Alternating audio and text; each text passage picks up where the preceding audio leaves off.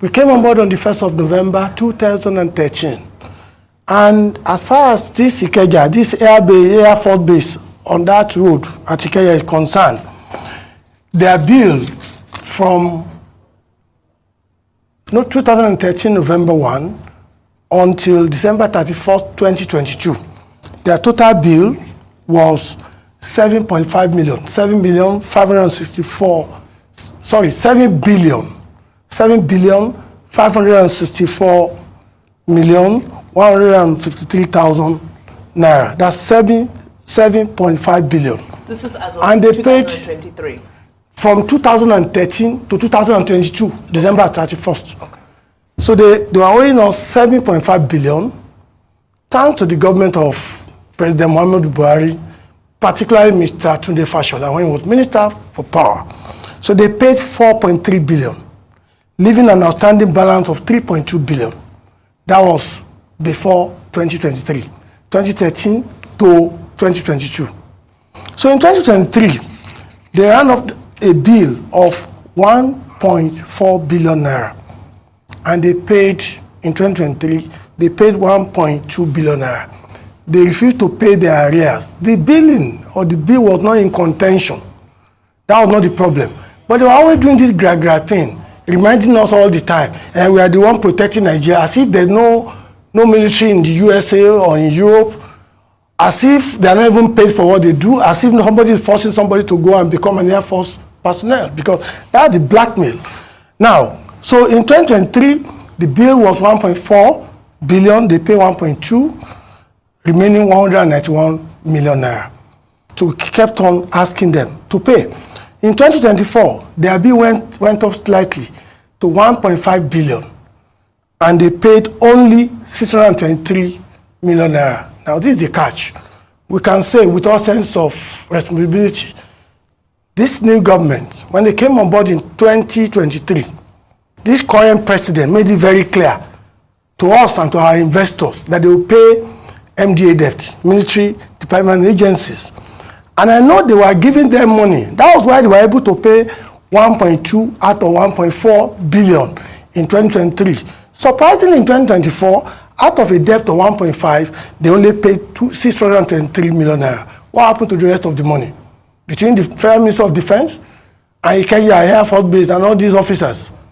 Now, so the outstanding balance for 2024 was 893 million naira. So the summary is this.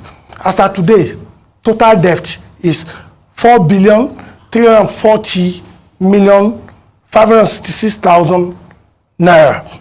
Now, this debt is the reason why we started asking them to pay. And the man we were dealing with, the Oga Patapata, who is higher than the President and Commander-in-Chief, and I will say what I mean by that. This gentleman is called Air Vice Marshal A.K. Ademulegun. So we had a series of meetings with him, but in June 2024, the people that we sent there to go and ask for payment were beaten up at IKEDC Air Force Base. That was the first problem we had with them.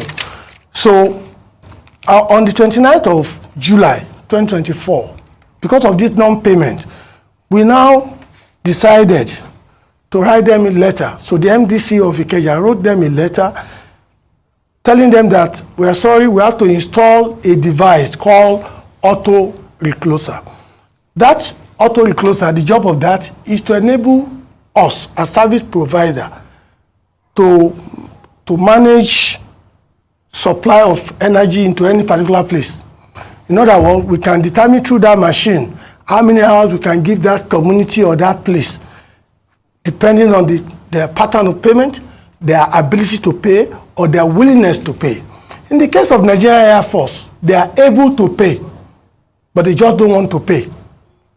The government will give them money, go and check their appropriation, the money will disappear along the line. Okay. So we send them the fourth letter. I just want to know what we have done to try and recover amicably. First letter, because we have written 5 letters so far.